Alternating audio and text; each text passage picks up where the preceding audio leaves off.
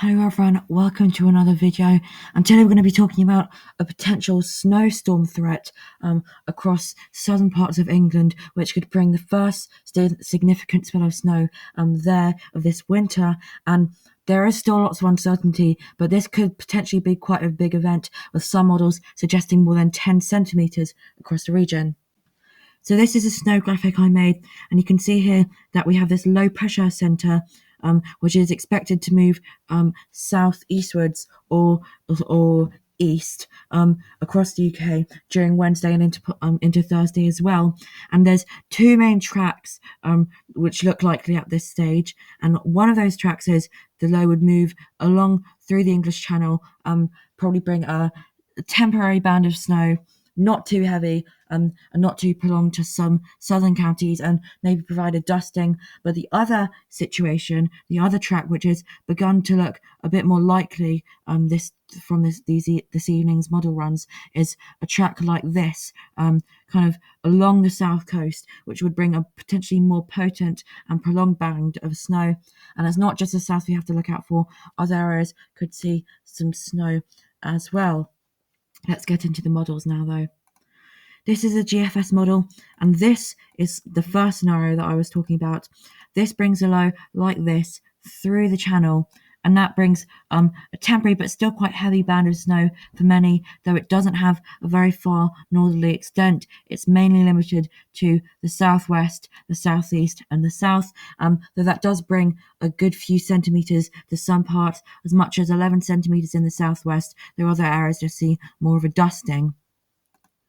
This is the ECMWF model. Now, this is a very interesting model at the moment. This takes the low more like the second scenario I showed you, kind of along the south coast or through southern coastal counties, and that provides a much heavier, prolonged band of snow with a much more northerly extent, which does actually drop quite a few centimetres, though on the south coast it mainly stays as rain. But also something interesting in this scenario is that the low pressure system kind of comes and curves around like this and gives a second band of snow, potentially even heavier band of snow for many, and that ends up leaving quite a large accumulation, with widely above 10 centimetres across the south, and some areas seeing almost 20 centimetres or even more than 15 centimetres. So, and many areas actually of England seeing more than 2 centimetres or so. So that's quite an interesting one. This is the Icon model. This model is kind of a blend of the ECMWF and GFS.